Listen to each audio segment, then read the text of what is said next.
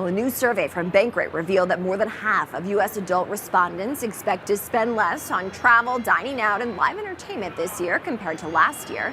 Joining me now to dive into this study with that figure that you see on your screen is Ted Rossman. He's a senior industry analyst at Bankrate. Ted, always great to see you. Appreciate you joining us early this morning here as we are now off to the races with the market open. What does this latest data reveal?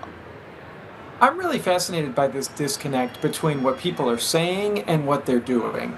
54% told us that they're planning to cut back this year on travel, dining, and live entertainment spending. That's actually 5 percentage points more than the group that said they were cutting back last year. The disconnect is that spending has remained really strong in these categories. The Census Bureau says that bar and restaurant sales were up 8% year over year last month. We saw a similar figure back in March. Travel demand has slowed a little bit, but it's still growing. It's just not growing as fast as it was a couple of years ago. The TSA is on track to screen a record number of air travelers this year. So it's just so interesting that consumer sentiment remains depressed. Actual spending has been much stronger. Interesting. And in terms of where we go from here, Ted, is there any sort of indication that we can glean from this survey as to what might be ahead?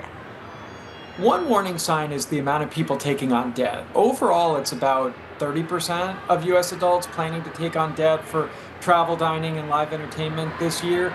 It's highest among young adults. About 40% of Gen Zers and millennials are willing to do so. Not to shame anybody or say you can't have any fun, but it is notable that the average credit card charges about 20%. So the fact that more people are financing this over time is a red flag. A lot of people in their 20s and 30s are prioritizing experiences, even as they're pessimistic about other things. Many are delaying milestones like marriage and home buying and having kids, and they're worried about their student loans. And there's a lot of things people are concerned about, but there's also this whole revenge spending thing of at least we can go on the trip, at least we can go to the music festival. People are still having that post-pandemic sort of you only live once thing. All for people having fun.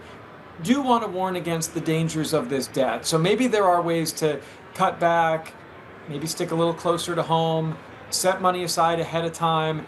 You don't want to be paying for that vacation 3 years from now if you're only making minimum credit card payments. What are some best practices, Ted, as we head into the summer months, knowing that those typically are busier months? People want to get out, enjoy the nice weather, and oftentimes spend. Be flexible with your travel planning. If you let the deal dictate when and where you go, that's a way to save. So if you want to go to the beach, but you don't care which beach, be flexible. Cast a wide net, maybe go somewhere in its off season or shoulder season.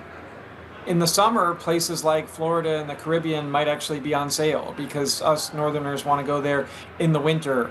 You could fly midweek instead of on the weekend. You could drive instead of fly. You could cash in some rewards points and miles. These are all ways that people can be flexible. I also like the idea of setting money aside ahead of time.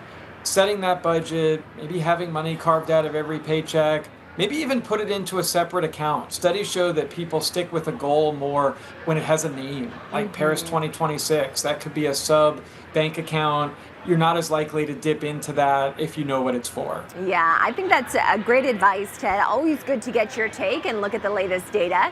That's Ted Rossman. He's a senior industry analyst at Bankrate.